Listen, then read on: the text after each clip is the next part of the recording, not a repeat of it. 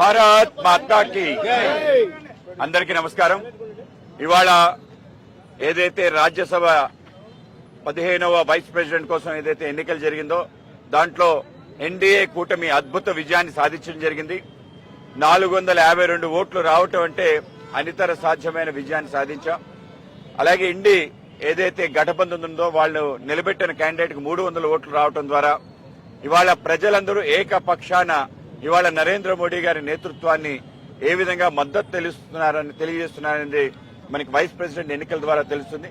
CP Radhakrishnan గారు చాలా గొప్ప రాజకీయ నాయకుడు, విద్యావేత్త. ఆయన మహారాష్ట్ర గవర్నర్ గా ప్రస్తుతం ఉన్నారు.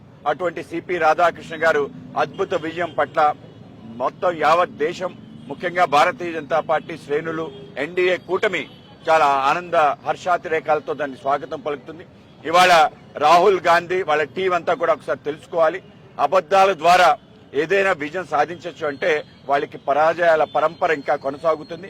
ఇప్పటికైనా గుణపాఠం ఈ యొక్క వైస్ ప్రెసిడెంట్ ఎన్నికల ద్వారా తెలుసుకోవాలని చెప్పి ఇవాళ వైస్ ప్రెసిడెంట్ ఎన్నిక ద్వారా మరొకసారి నరేంద్ర మోడీ గారి నాయకత్వం పట్ల మొత్తం యావత్ దేశం మద్దతిస్తున్న తీరు, అలాగే ఇండి అలయన్స్ నుంచి కూడా అనేక మంది వచ్చి మనకు ఓట్లేసిన తీరు కూడా మన విజయానికి సంకేతం.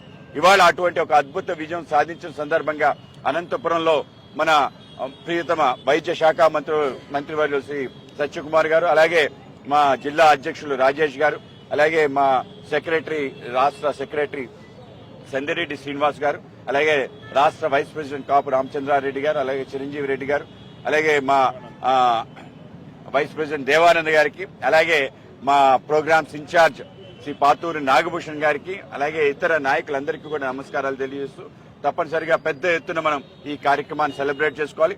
దీంతో పాటు మొన్ననే ప్రధానమంత్రి గారు ఏదైతే నెక్స్ట్ జనరేషన్ జీఎస్టీ యొక్క పిలిపిచ్చారో తద్వారా దేశవ్యాప్తంగా ప్రజలందరికీ, ముఖ్యంగా మధ్యతరగతి చిన్న వ్యాపారస్తులకి పెద్ద ఎత్తున ఊరట, అనేక వస్తువులు సంబంధించిన వాటికి ధరలు తగ్గటం, ఈ విధంగా పెద్ద ఎత్తున మనం సంబరాలు చేసుకునే విధంగా అనేక రకాల కార్యక్రమాలు నరేంద్ర మోడీ గారి నేతృత్వంలో మనకు వచ్చే తప్పనిసరిగా మనం మరింత ఉత్సాహంతో ముందుకెళ్లాలని అందరికీ తెలియజేసుకున్నాం. భారత్ మాతా కీ.